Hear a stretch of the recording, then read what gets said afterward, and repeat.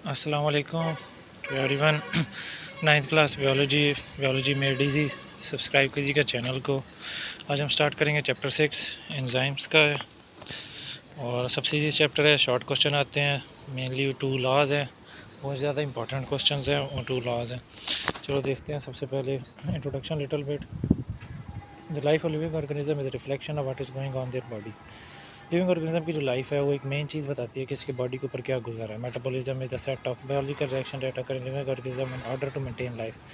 Metabolism मतलब functions हो रहे हैं, एक न्यू चीज़ फॉर्म हो रही है, एक न्यू चीज़ डिस्ट्रॉय हो रही है, जो यूजलेस मटेरियल उसे एक्सक्रीट किया जा रहा है। सारा रिएक्शन जो है एक मेंटेन कर रहा है एक लाइफ को। This process allow the organism to grow and reproduce. Main structure grow करें और एक मेन स्ट्रक्चर रिप्रोड्यूस करें और एनवायरनमेंट को एक तरह से रिस्पॉन्ड करें। अगर गर्मी है तो उसे किस तरह झेलना है, सर्दी है और उन्हें किस तरह गुजारा करना है। Anabolism include biochemical reaction with larger molecules are synthesized. Anabolism और कैटाबॉलिज्म 2 टर्म में याद रखनी पड़ेंगी, एनाबॉलिज्म और कैटाबॉलिज्म। एनाबॉलिज्म में ऐसे होता है कि जिसमें लार्जर मॉलिक्यूल बनते हैं और catabolism larger molecules are broken. Catabolism में लार्जर मॉलिक्यूल्स को तोड़ दिया जाता है। एनाबॉलिज्म में बनाया जाता है लार्जर में, कैटाबॉलिज्म में मॉलिक्यूल्स को तोड़ दिया जाता है। यूजली एनर्जी रिलीज इन कैटाबॉलिज्म में एनर्जी रिलीज क्यों होगी? क्योंकि कैटाबॉलिज्म में लार्जर मॉलिक्यूल को जब तोड़ा जाता है, जब लार्जर मॉलिक्यूल टूटेंगे तो सारी बात एनर्जी पैदा होगी। ये यूटिलाइज एनाबॉलिज्म और एनाबॉलिज्म में इस्तेमाल होगी ताकि दोबारा एक मॉलिक्यूल सिंथेसाइज कर सकें। This way chemical biotic reactions are actually energy transfer. एक एनर्जी ट्रांसफर एक चीज़ से दूसरी फॉर्म में एनर्जी ट्रांसफर होती रहती है। During metabolism chemicals are transferred from one form to other by enzyme. अब एंजाइम्स का चैप्टर है तो एंजाइम्स का काम क्या होगा? एंजाइम्स का मेन रोल यही है कि एक चीज़ को दूसरी चीज़ ट्रांसफार्म करना। किसका काम? एंजाइम का काम। ये क्रूशियल है मेटाबॉलिज्म के लिए, मतलब इनके बगैर मेटाबॉलिज्म में बायो कैटलिस्ट भी होते हैं। ये एक्ट ऐसा करते हैं बायो कैटलिस्ट। बायो कैटलिस्ट मतलब ये स्पीड ऑफ द रिएक्शन करते हैं। एक रिएक्शन हो रहा है, जब उसमें एंजाइम आएगा तो उस रिएक्शन स्पीड अप हो जाएगा। बहुत से एंजाइम्स हैं और हर जगह पे एंजाइम्स पाए जाते हैं, हर रिएक्शन में एंजाइम्स हैं। जैसे बायो कैटलिस्ट है ना, रिएक्शन इन्होंने ही तेज़ करना है। आगे हम देखते हैं। पहले मैं आपको ये छोटा सा बता दूँ, टेबल भी बना हुआ है, देखें। Activation energy. एक्टिवेशन एनर्जी में इस पर्सन ने मतलब पत्थर को इधर से लेके जाना नीचे, उसने बस इस जो ऊपर स्लोप हाई बना हुआ है ना, इससे गुजर जाएगी तो पत्थर इजीली मतलब रिएक्शन हो जाएगा। ये जो होते हैं ना, ये एक्टिवेशन एनर्जी का है मेन, मतलब इतनी एनर्जी चाहिए। जो सा एंजाइम जो सा इस स्लोप को ऐसे नीचे कम कर देता है तो इजीली पत्थर जो सा नीचे चला जाता है। तो एक्टिवेशन एनर्जी में ये काम है। नीचे आपको बताएगा वैसे। एंजाइम्स और प्रोटीन्स, मेन चीज़ आपने याद रखनी है, एंजाइम्स क्या है? प्रोटीन है। जो speed of the biochemical reaction and not change to in the reaction, और खुद चेंज नहीं होती, खुद वैसे के वैसे बस एक केमिकल एनर्जी में चेंज कर देते हैं। तो molecule eight which enzyme act, जिस पे एंजाइम एक्ट करता है, सबस्ट्रेट होता है, जब कन्वर्ट हो जाता है डिफरेंट मॉलिक्यूल तो प्रोडक्ट बन जाता है। All chemical reaction activation. अब एक एक्टिवेशन एनर्जी जो मैंने ऊपर दिखाई है कि एक आदमी पत्थर को लेके जा रहा है, उसने वो हाई स्लोप को गुजरना है। जब हाई स्लोप को गुजर जाएगा तो खुद ही एनर्जी रिएक्शन जो है खुद ही चलता जाएगा। लेकिन वो जो हाई स्लोप है वो मुश्किल होता है, वो से रिएक्शन नहीं होते। जब एंजाइम आते हैं तो स्लोप को कम कर देता है तो ईजिली रिएक्शन हो जाता है। ये minimum energy require to start करना। एक्टिवेशन एनर्जी के मिनिमम एनर्जी रिक्वायर है ताकि रिएक्शन को स्टार्ट किया जाए। ये जो एक्टिवेशन एनर्जी बैरियर बन जाता है कि रिएक्शन को स्टार्ट हो। Energy lower such barrier by decreasing the requirement of activation. Enzyme जो है वो एक्टिवेशन एनर्जी को कम कर देते हैं। एक्टिवेशन एनर्जी का minimum energy required to start the reaction. In the presence of enzyme reaction proceed at a faster rate. Presence में enzyme के प्रेजेंस में रिएक्शन जो है वो फास्टर हो जाता है। एंजाइम लोअर द रिएक्टिविटी किस तरह लोअर करता है एक्टिवेशन? सेवरल वेज, ये देख लेते हैं। वैसे they alter the shape of substrate and reduce the requirement of energy for. तो उसकी शेप, सबस्ट्रेट जो है उसकी शेप चेंज कर देता है, उसे ब्रोकन डाउन कर देता है ताकि उस ईजिली एनर्जी रिक्वायरमेंट कम हो जाए।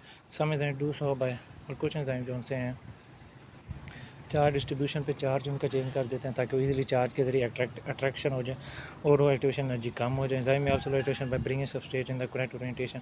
कभी कभी सबस्ट्रेट को एक मतलब तरतीब से जोड़ दिया जाए, अगर तरतीब से सबस्ट्रेट को जोड़ दिया जाए तो रिएक्शन तेज़ हो जाते हैं। तो कभी कभी उन्हें ओरिएंटेशन ओरिएंट कर भी देता है लाइन में। ये देख सकते हैं पहले आप। पहले ये हुआ है कि एक्टिवेशन एनर्जी आप देख सकते हैं ये थी, लेकिन जब एंजाइम में है तो एक्टिवेशन एनर्जी कम कर दिया, रिएक्शन अब जल्दी प्रोसीड करेगा। बिल्कुल सिंपल ग्राफ में बात की जा रही है। बता दें बेसिस ऑफ साइड वेज दीवार दी में भी इंटरसेलुलर एंजाइम, इंटरसेलुलर जो कि साइटोप्लाज्म के अंदर होगी, और में भी एक्स्ट्रा सेलुलर जो कि आउटसाइड है। जिस टाइम पेप्सिन एंजाइम जो स्टमक में सेल के बाहर ही है, कैटलाइज रिएक्शन करें, मतलब सेल से बाहर निकल के जो एंजाइम मतलब एक चीज़ को कैटलाइज करेंगे वो हो जाएंगे एक्स्ट्रा सेलुलर एंजाइम। जिस तरह पेप्सिन स्टमक में है, तो पेप्सिन जो सा एंजाइम स्टमक से बाहर निकल के फूड को डाइजेस्ट कर रहा है, तो एक्स्ट्रा सेलुलर एंजाइम हो गया। इनको जो से हैं, ये भी एक चीज़ है कि बायोलॉजी का not protein for example RNA molecule also catalyse the reaction. कुछ आरएनए मॉलिक्यूल भी हैं, वो भी कैटलाइज करते हैं। ये आप आगे फर्दर डिटेल में पढ़ेंगे। कैरेक्टरिस्टिक्स पढ़ लेते हैं। कैरेक्टरिस्टिक में जैसे विलियम कोनी first use the term enzyme, इसने पहले एंजाइम को यूज़ किया। एंजाइम्स आर ग्लोबुलर प्रोटीन, जो मैंने बताया एंजाइम प्रोटीन है। कौन से ग्लोबुलर प्रोटीन है? एंजाइम प्रोटीन की 2 टाइप्स होती हैं, फाइब्रस प्रोटीन और ग्लोबुलर प्रोटीन। और एंजाइम कौन से? ग्लोबुलर प्रोटीन एमसीक्यूज में आता है ये। और like all protein enzymes are made of long linear chain of amino acid. Protein है तो अमीनो एसिड से बने होंगे जो 3 डायमेंशनल फोल्ड होते हैं। 3 डायमेंशनल में टर्शियरी स्ट्रक्चर आ जाता है। तो एंजाइम का क्या स्ट्रक्चर होता है? All enzyme they have made of amino acid. Characteristic होगी देयर मिलियन टाइम फास्टर है। दो द कंपेयर अनकैटलाइज, जो कि कैटलाइज रिएक्शन होगा जिसमें एंजाइम होगा वो मिलियन टाइम फास्टर होगा। जो अनकैटलाइज होगा उसमें रिएक्शन फास्टर नहीं होगा। As with cat enzymes are not consumed by the reaction, और इसमें एंजाइम खुद कंज्यूम नहीं होता। जो भी रिएक्शन हो एंजाइम रिएक्शन फास्ट कर देगा लेकिन खुद कंज्यूम नहीं होता। Sorry, enzymes are usually very specific for a type reaction. Enzyme जो है वो स्पेसिफिक है for the type reaction for the nature of their substance. ये नहीं है कि एंजाइम जो भी चीज़ मिल जाए उसे कर देते, नहीं, स्पेसिफिक है। एक चीज़ है उसी सब्सटेंस को सबस्ट्रेट को कैटलाइज करेगा। स्पेसिफिक इसी तरह आपने याद रखना है।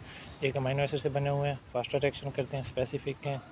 स्मॉल कुछ एंजाइम वाले कुछ पूरा एंजाइम नहीं, कुछ एरिया, मतलब एंजाइम्स का फ्रंट वाला सर्कुलर है ना एंजाइम, तो उसका फ्रंट वाला एरिया सिर्फ कैटलाइजेशन रिएक्शन में प्रोसेस होता है जिसको कहते हैं active site.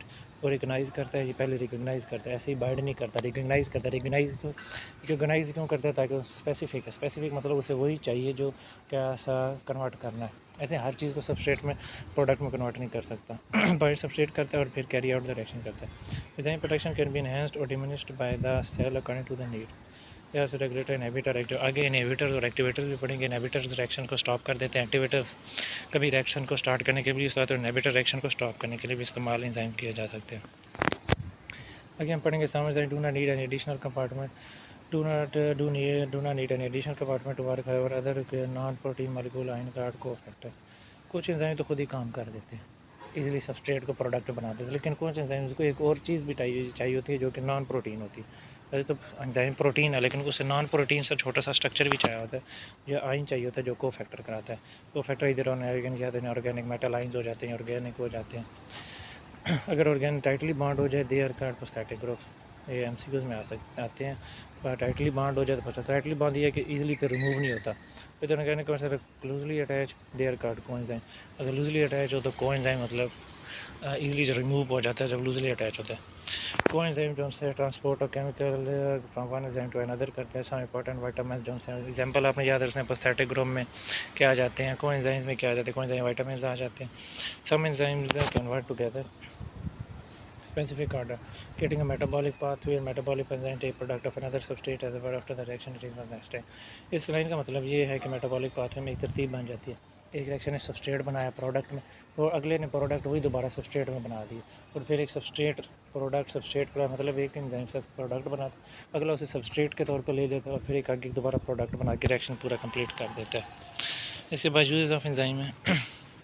Uses of enzymes का बहुत यूज़ है। फूड इंडस्ट्री में दे सकते हैं। Starch simple so use to production of wheat bread and buns. White breads buns वगैरह जो बटर के बने हुए होते हैं, ये सारे जिस तरह दही वगैरह भी जो सी होती है एंजाइम कैटलाइज करते हैं। ब्रूइंग इंडस्ट्री ब्रेक स्टार्च और प्रोटीन को ब्रेक करते use for yeast fermentation.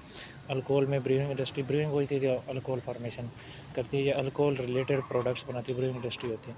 Paper starch को हमेशा स्टार्च को ब्रेक करके उसकी ऐड कर देते हैं और पेपर बना देते हैं।